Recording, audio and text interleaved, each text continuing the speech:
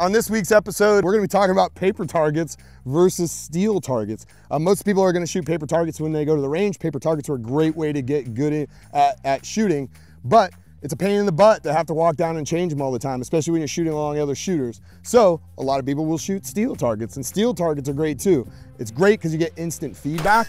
It's wonderful sound when it rings. Everybody likes to hear that ring-a-ding-ding. And if anybody has watched those videos from Terran Tactical with Keanu Reeves ripping through steel targets, everybody wants to relive that fantasy. But there's things that you got to know about steel, what it can and can't do. It's very important that you don't just shoot steel targets. Shooting steel can be great, it can be fun, but there are some things it can and can't do that you're going to need paper and some of these other targets to do.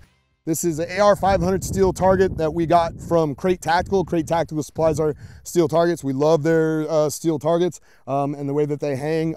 They actually design them on a system so that they go on a picket instead of wood, because you can actually get one of these mild steel pickets for cheaper than you can get a 2x4 these days. They're easy to get in the ground and easy to secure and put up. They hang on this hook that goes on the top of the picket, and they're fantastic targets. So it's a full AR 500 steel, great for shooting pistol. The great thing about steel is you get that awesome instant feedback, instant gratification when you're shooting, because it rings like a bell when you hit it. The problem with steel is if you just nick the edge like this guy did with his round right here, you get that beautiful steel ring, which means it wasn't a great accurate shot. It wasn't even anywhere close to center mass on this target, but he got that great instant feedback, and that's the kind of problem with it. So I kind of look at steel and paper targets like as if you're in the gym, you got your choice between the speed bag and the heavy bag, all right? The speed bag to me is like the steel. If I want to get good at shooting quickly and not have to spend a bunch of time going down and changing targets, I'm gonna select steel. Steel's the way to go. We're gonna come back to all the safety considerations, the things you need to know about steel. Just know that steel to me represents something when I'm working on my speed or cadence shooting, that we don't spend a lot of my time going up and down range changing paper targets. Let's go back over to paper though for a second. When we get to paper, paper is where I'm going to be able to demonstrate accuracy, because the beauty of paper is when I shoot it, it leaves a mark, right? I shoot steel a bunch. You know, the first couple shots, you'll see where you're hitting if you paint the targets. But after that, you kind of lose track of where the steel, where you're hitting on steel. But with paper, the beautiful thing is it leaves a record of where I'm hitting, right? And so if you want to work on accuracy, good, clean accuracy, and working on a silhouette where you're trying to say, like, for instance, here, we're trying to hit the vitals, or you're trying to hit a CNS shutdown, if you're practicing defensive shooting, paper's the way to go, all right? It is a little bit trickier because you do have to go down and change it. It does require some other things on the range, but it gives you some kind of feedback that you're just not going to get from steel. I see people who shoot steel all the time, and they tend to get a little lazy with their accuracy, or a little loose with their accuracy. Remember, I always want to be as accurate as I possibly can. I never want to send a round if I don't know that that round's going to hit what I'm aiming at. That's good defensive shooting, and I'm all about defensive shooting, right? You might join competition shoots where they shoot tons of steel and it doesn't matter as long as you get a shot on target, but you want to force yourself to be smooth and accurate, right? That's the name of the game when it comes to defensive shooting. You can do that on paper. It's a little tougher to do on steel. You can do it on both, but you got to have the discipline to do it. So let's go back down, and we're going to talk a little bit about some of the things you need to know about shooting steel. All right, here we are. We're back on our steel silhouette. Like I said, this steel silhouette is made of AR 500 steel. It's hardened steel with alloys. It's designed to resist impact from pistol and some rifle rounds. But as you can see on this target right here, everybody see this little hole that's in the target right here? That's when somebody gets overzealous and shoots that thing from distance with a rifle round that's not intended for this target. If you shoot 300 Win Mag or 338 Lapua or 7mm mag at AR 500 and in distances from 100 and in, it's gonna punch right through it. So don't do that to your steel. If you have steel that has a bunch of damage to it, or chips off of it, or pock marks in it, you never want to shoot that steel. So that brings me to the things that you never want to do when you're shooting steel. I'll list them out for you right now. First and foremost, without a doubt, you never want to shoot steel from closer than 10 yards. 10 yards is the minimum safe distance to shoot steel from. And you might be saying, well, Matt, I've seen these videos on TV where guys shoot it from a lot closer than like that. Those shots with Keanu Reeves ripping through the targets, and he's right on top of them. That's right,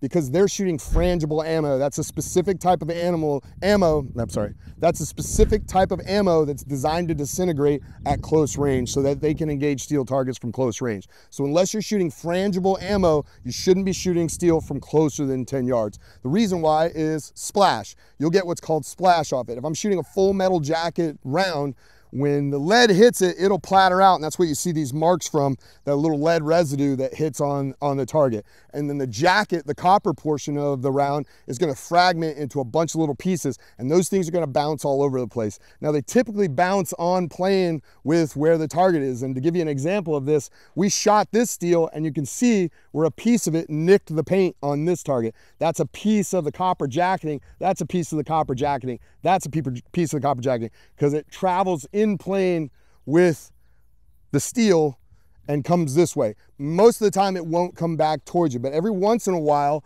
it can splash. A little piece of that can splash back to you. Now, it's not going to come back at you with lethal force if you do things right, but you do need to know the second thing I'm going to tell you about safety wise when it comes to shooting steel. And at no time when you're shooting steel should you be shooting without eye protection on. You should shoot with eye protection on at all times.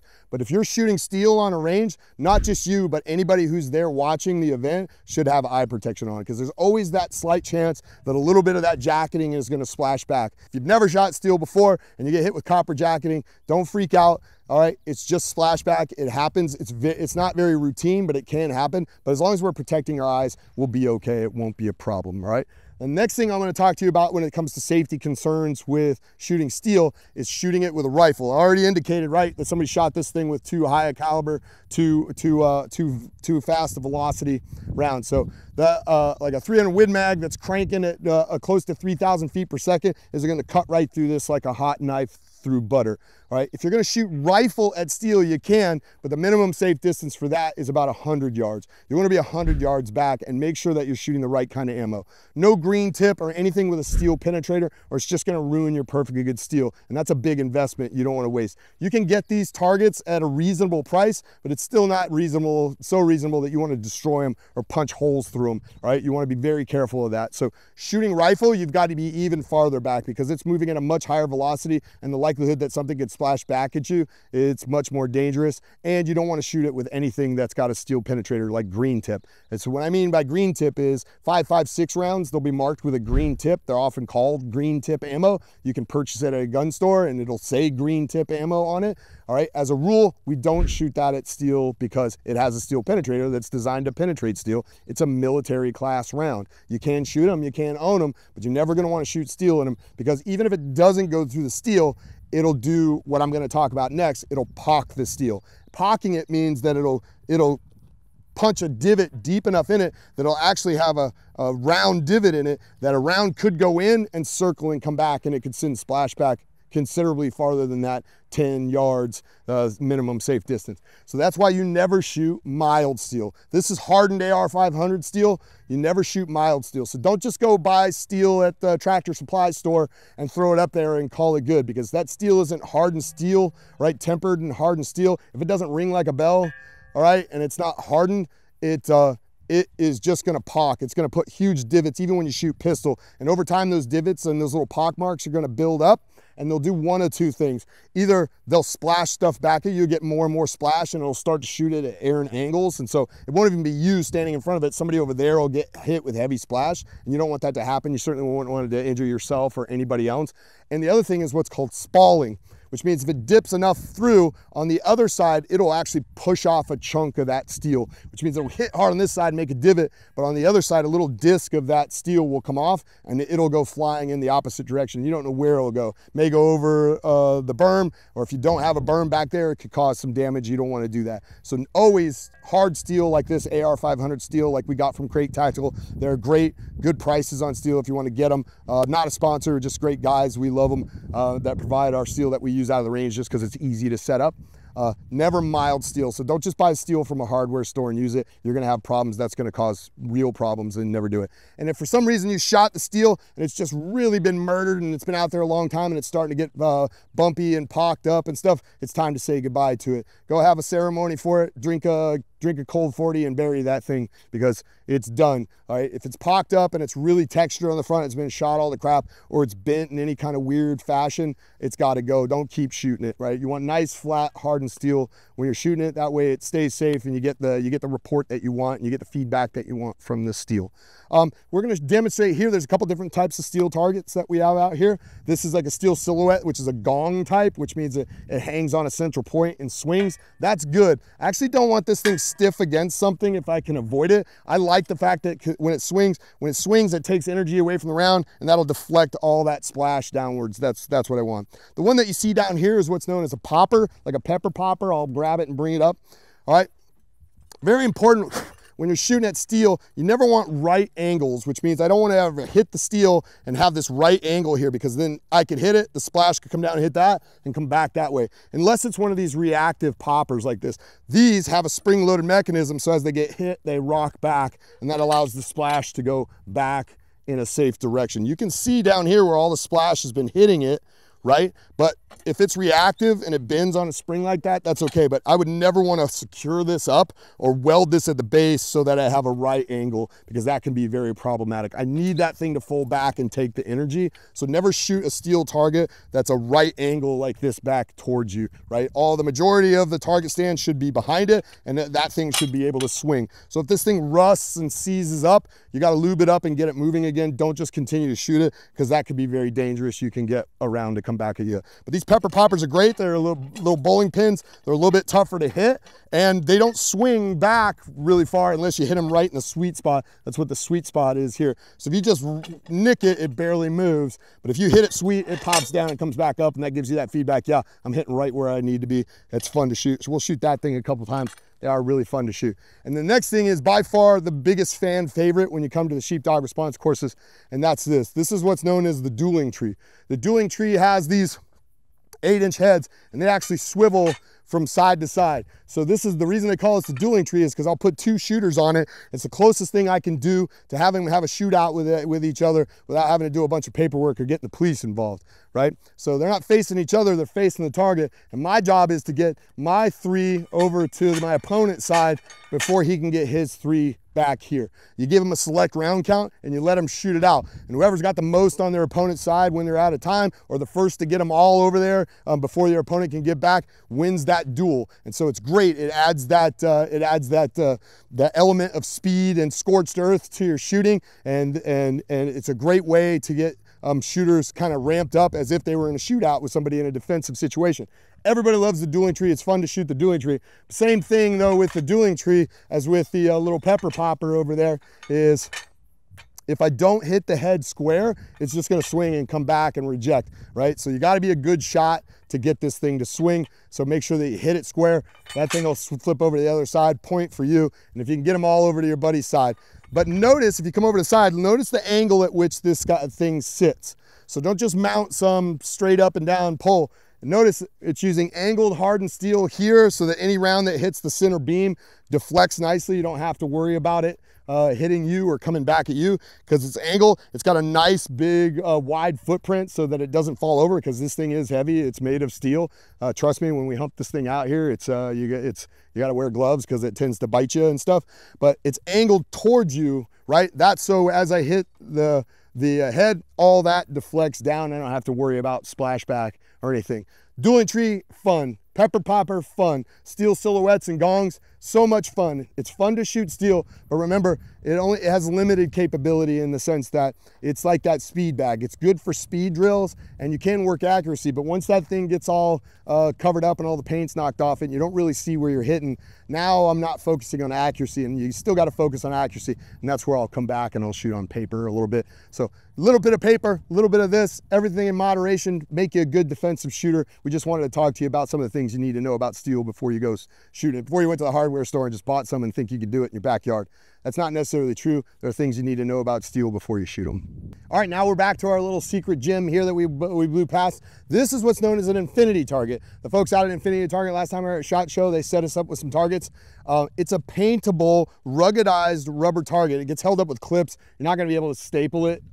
So they give you these clips to hold it up in place. So just be careful not to hit the clips.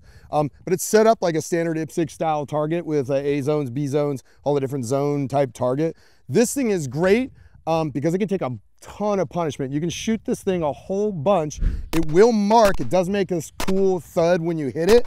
And it will mark when you hit. It kind of gives you the benefit of both.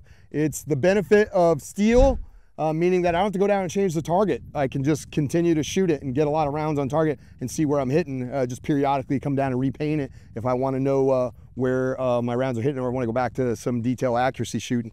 All right, but the beauty of paper, because it does show where you hit. So the beauty of seeing where your hits are, because it does mark nicely when you hit it, a nice big crisp clean. And we've gone all the way back and shot this thing with rifle from distance, and you can see your hits from way back. Yeah, it's great. So it's the infinity target. It's great to shoot. It's easy to use. It goes up in a flash, takes a ton of punishment.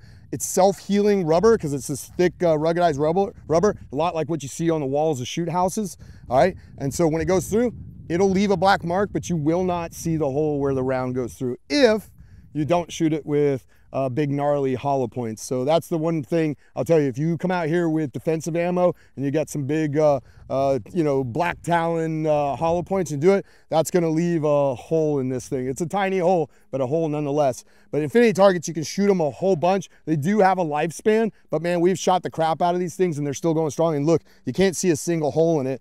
We've repainted over. You can see where some hits have been under the paint, but it self-heals, man. It heals right up over where those holes, so it closes right back up like a radial tire. So hey, if you want to get your hands on one of these infinity targets and shoot it, they're awesome. They're awesome. I love them for up close and reactive because, like I said, you get the benefits of steel and the benefits of paper. And I love them for distance because when somebody shoots it from distance, I can hear that thud when it hits it, so I get that awesome audible report. And I can see where it hits. It does a great job of marking where hits are on us. So we're gonna shoot infinity targets. We can shoot a little paper. We'll shoot some infinity. We'll shoot some steel. We'll have a good time. We'll add some shots of that. And that's what you need to know about shooting paper and shooting steel. So if you're gonna shoot steel, make sure that you know all those minimum safe distances. Make sure you understand not to be closer than 10 yards if you're shooting pistol, not closer than 100 yards if you're shooting rifle. Never shoot any kind of penetrator or green tip at it, or never shoot any high velocity rifle rounds at your steel. Make sure that's good hardened steel. Make sure that it's not pocked. You didn't use mired steel, and then it's got a lot of relief on the front, meaning it's really textured on the front. When it gets that way,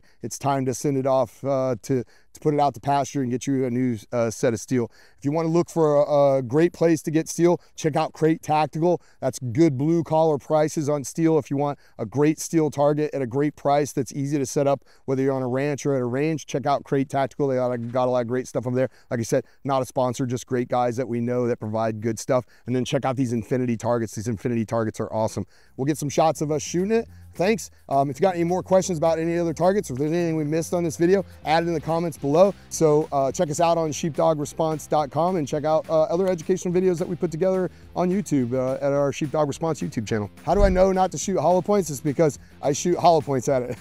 So I brought it out here and that's what I did. I tested it. I was like, hey, what happens if I shoot hollow points? And I shot some Nosler defensive ammo and I was like, yep, hey, sure enough, it leaves about probably about a 2 millimeter size hole. So you get the same mark and everything. When you get up close, you realize it's gonna definitely reduce the life of your infinity target.